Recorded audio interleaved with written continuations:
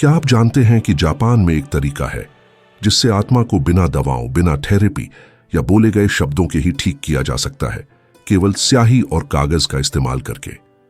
कहा जाता है कि जब दिल घायल होता है तो लिखना आत्मा का एक आईना बन जाता है। आज मैं आपको एक गहरे सफर पर आमंत्रित करता हूं, जहां स्याही ठीक करती है, शब्द आजाद करते हैं और मौन सिखाता है। जापानी कला में लिखने के माध्यम से घावों को ठीक करने में आपका स्वागत है। जापानी परंपरा में लिखना कभी केवल संवाद का साधन नहीं माना गया। यह हमेशा एक आध्यात्मिक मार्ग रहा है, अपने विचारों को बिना निर्णय के देखने का तरीका और उस चीज की खोज करने का तरीका जो हमारे भीतर अदृश्य रहती है। जापानी लोग मानते हैं कि हर लिखे गए शब्द में आत्मा का एक हिस्सा होता है और ईमानदारी से लिखने पर हम उन अंधेरों को मुक्त करते हैं जो हमारे भीतर रहते हैं। आज हम देखेंगे कि कैसे लिखना एक चिकित्सात्मक अभ्यास बन सकता है, जिसे जापानी दर्शन के अवधारणाओं जैसे वाबी साबी, किंत्सुगी और सोगनाई से प्रेरित किया गया है। आप जानेंगे कि कैसे लिखना दर्द को सीख में, अराजकता को स्पष्टता में और घावों को सुंदरता में बदल सकता है। जापान में कहा जाता है कि शब्दों में आत्मा होती है। कोतोदामा, जिसका शाब्दिक अर्थ है शब्दों की आत्मा, मानता है कि शब्द केवल विचार नहीं संप्रेषित करते, बल्कि उनमें ऐसी आध्यात्मिक ऊर्जा होती है जो हमारे वातावरण को संतुलित या बदल सकती है। जब हम अपने भावनाओं को लिखते हैं, कोतोदामा उपस्थित होता है। लिखना एक मौन समारोह बन जाता है, जहां कागज पर डाले गए हर शब्द से फंसी हुई भावनाएं मुक्त होती हैं। कई साधु, समुराई और कवि रोजाना लिखने का अभ्यास करते थे, आत्मा की शुद्धि के लिए। यह दूसरों के लिए पढ़ने के लिए नहीं था, बल्कि खुद को समझने के लिए। और यही घाव भरने के लिए लिखने का सार है। यह दूसरों के लिए नहीं, बल्कि खुद से मिलने के लिए है। वाबी साबी जापान की सबसे गहरी और भावुक दार्शनिक विचारधाराओं में से एक है। यह हमें दुनिया को अधिक विनम्र और संवेदनशील नजरों से देखने, पूर्णता में नहीं बल्कि साधारण, अधूरा और क्षणभंगुर में सुंदरता खोजने का आमंत्रण देता है। यह स्वीकार करने का तरीका है कि जो भी जन्म लेता है वह बदलता है, बूढ़ा होता है और गायब हो जाता है, और यही क्षणभंगुरता उसकी असली मूल्यवानियत है। एक समाज में जो अक्सर पूर्णता की प्रशंसा करता है, वाबी साबी हमें याद दिलाता है कि सबसे वास्तविकता उन चीजों में है जिनमें समय के निशान, दरारें और छायाएं बिना डर के दिखाई देती हैं। जब इस दर्शन को लिखाई में लागू किया जाता है तो यह एक शक्तिशाली आंतरिक मार्गदर्शक बन जाता है। यह हमें सिखाता है कि हमारे शब्दों को अर्थपूर्ण होने के लिए परिपूर्ण होने की जरूरत नहीं है। संदेह, मिटाए गए निशान और त्रुटियों से भरे पाठ भी एक मौन सुंदरता रख सकते हैं, क्योंकि वे ईमानदारी से निकलते हैं। वाबी साबी की दृष्टि में लिखना यह स्वीकार करना है कि हर शब्द, चाहे वह कितना भी अशुद्ध या अधूरा क्यों न लगे, आत्मा के एक ईमानदार स्थान से उत्पन्न होता है। यह पूर्ण रूप से कहने के तरीके को खोजने का नहीं, बल्कि सच में जो महसूस होता है उसे कहने का साहस करने का अभ्यास है। हम अपने दर्द के बारे में लिखते समय पूर्णता का पीछा नहीं करते, बल्कि सच्चाई का। सच्चाई सीधी या सममित नहीं होती। यह कच्ची, कभी कभी भ्रमित करने वाली, लेकिन हमेशा जीवित होती है। कागज पर डाला गया हर शब्द एक पुरानी मिट्टी के बर्तन की दरार की तरह है। उन दरारों को छुपाया या पूरी तरह से ठीक नहीं किया जाना चाहिए। उन्हें सम्मान के साथ देखा जाना चाहिए, क्योंकि उनमें आपकी कहानी है। जहां अन्य लोग टूटन देखते हैं, वाबी साबी सुंदरता देखता है, क्योंकि टूटना जीते हुए अनुभव का प्रमाण है। इस दृष्टिकोण से लिखना अपने आप से मेलजोल का एक कार्य है। यह स्वीकार करना कि हमारे निशान भावनात्मक, मानसिक या शारीरिक भी कलाकृति का हिस्सा है।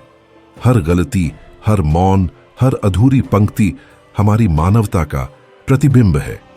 उस अपूर्णता को अपनाकर हम निर्णय से डरना छोड़ देते हैं और अधिक शुद्ध, अधिक स्वतंत्र स्थान से लिखना शुरू करते हैं।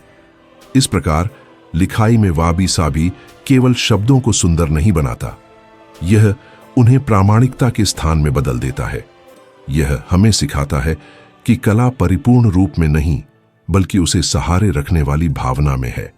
वास्तविकता, नाजुकता और क्षण भंगुरता से जन्मी सुंदरता से गहरी कोई सुंदरता नहीं है, क्योंकि अंत में वाबी साबी से लिखना जीवन से लिखना है, एक अपूर्ण लेकिन पूरी तरह सच। किंत्सुगी जापानी संस्कृति की सबसे काव्यात्मक अभिव्यक्तियों में से एक है। इसका शाब्दिक अर्थ है सोने के साथ जोड़ना, और यह टूटे हुए मिट्टी के बर्तन को सोने के पाउडर के साथ मिलाए गए रेजिन से जोड़ने की प्रक्रिया है। पहली नजर में यह केवल एक कला तकनीक लगती है, लेकिन इसका प्रतीकात्मक महत्व भौतिक वस्तु से कहीं अधिक है। किंत्सुगी हमें सिखाता है कि दरारें शर्म की बात नहीं है और उन्हें छुपाया नहीं जाना चाहिए। इसके विपरीत वे एक नई सुंदरता के जन्म स्थान बन सकती हैं। हर सुनहरी दरार उस टुकड़े के इतिहास का सम्मान करती है। यह दिखाती है कि टूटना अंत नहीं बल्कि कुछ अधिक मूल्यवान की शुरुआत है।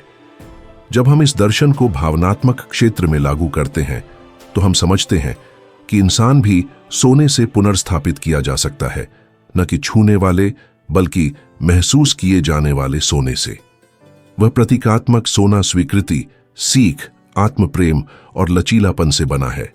जब हम अपने घावों के बारे में लिखते हैं, हम आंतरिक किंत्सुगी करते हैं।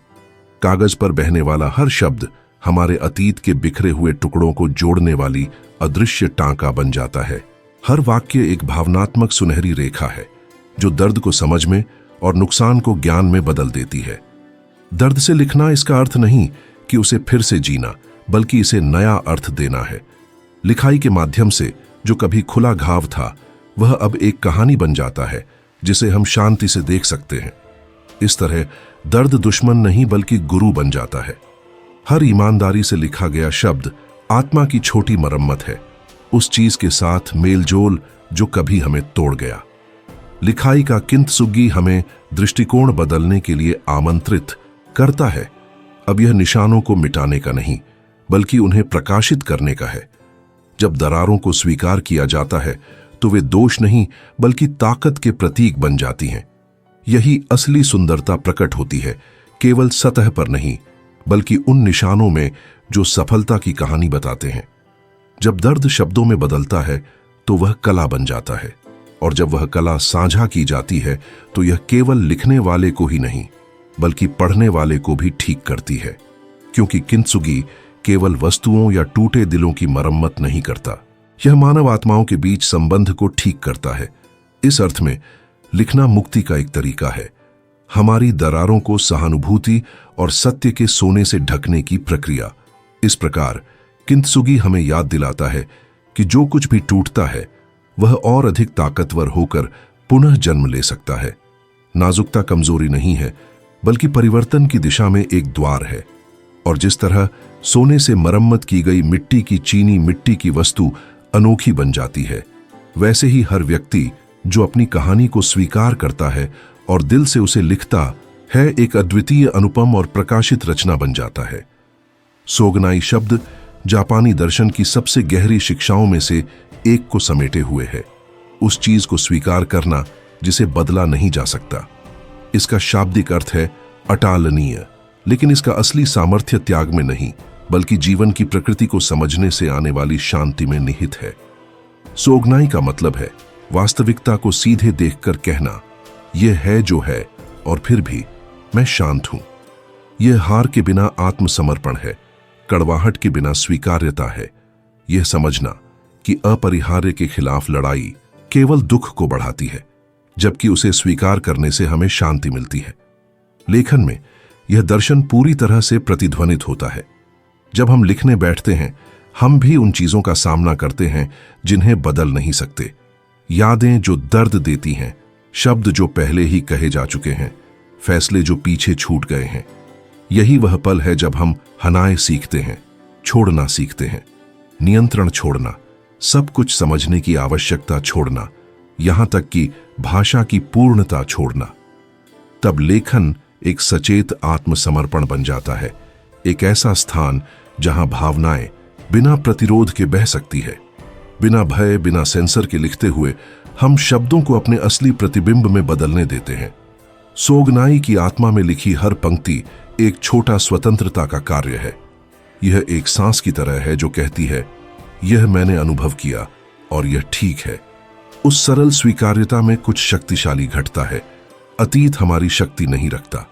हम अब लिखते नहीं ताकि बीती घटनाओं को बदल सकें, बल्कि उन्हें समझने और अंततः छोड़ने के लिए।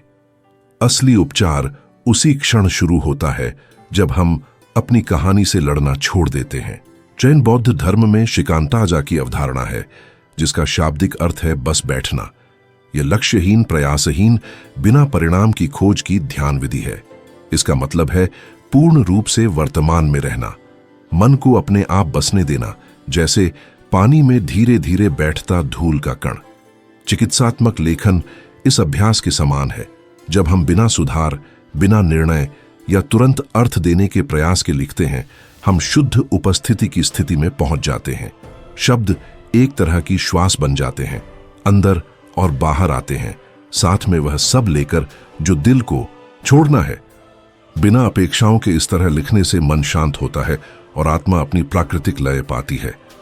पाठ का अराजक, भ्रमित या पुनरावृत्त होना कोई समस्या नहीं है। महत्वपूर्ण यह है कि यह सच्चा हो। जैसे पानी बिना रोक टोक बहता है, लेखन भी अपनी दिशा स्वयं पा लेता है। कभी कभी केवल भावनाओं को कागज पर बहने देना पर्याप्त होता है, ताकि हमारे भीतर कुछ शांतिपूर्वक क्रम में आ सके। जापान के कई मंदिरों में एक बहुत पुरानी परंपरा है, पत्र लिखना जिन्हें कभी नहीं भेजा जाता। ये संदेश उन लोगों, यादों या परिस्थितियों के लय होते हैं जो अभी भी दर्द देती है। फिर उन्हें संग्रहित किया जाता है या एक छोटे विमोचन समारोह में जलाया जाता है। यह क्रिया यह दर्शाती है कि जो अब हमारा नहीं है, उससे हम मुक्त हो रहे हैं। इस संदर्भ में लिखना संवाद करना नहीं, बल्कि शुद्धिकरण करना है। आग या मौन उस चक्र को बंद कर देता है जो शब्दों ने खोला। इस प्रकार सोगनाई, हनाय और शिकांताजा एक ही बिंदु पर मिलते हैं, स्वीकार्यता। स्वीकार करना हार मानना नहीं है, बल्कि जो हुआ उसका मूल्य पहचानना है। उस शांति से लिखना अतीत से मेल जोल करने का एक तरीका है, दर्द को समझ में और मौन को शांति में बदलने का। क्योंकि अंततः लेखन केवल अनुभव की कहानी नहीं बताता, यह ठीक करता है, मुक्त करता है और बदलता है। हर ईमानदारी से लिखा शब्द आंतरिक संतुलन का बीज है। यह याद दिलाता है कि हम जो हैं, हमारी गिरावट, नुकसान और सीख, उसे भी सहानुभूति के साथ अपनाना चाहिए। कल्पना कीजिए एक पारंपरिक जापानी कमरे की। फर्श पर तातामी, जलती हुई मोमबत्ती, पूर्ण मौन। केवल आप, एक ब्रश और सामने चावल का कागज। ये पल कोई काम नहीं, बल्कि एक पवित्र अनुष्ठान है। हर स्ट्रोक का उद्देश्य है, हर शब्दों के बीच की विराम आत्मा की सांस है। आप इस अनुष्ठान को अपने जीवन में दोहरा सकते हैं। एक शांत स्थान खोजें, गहरी सांस लें और लिखें जो आपका दिल कह नहीं पाया। सुंदरता मत खोजें, सच्चाई खोजें।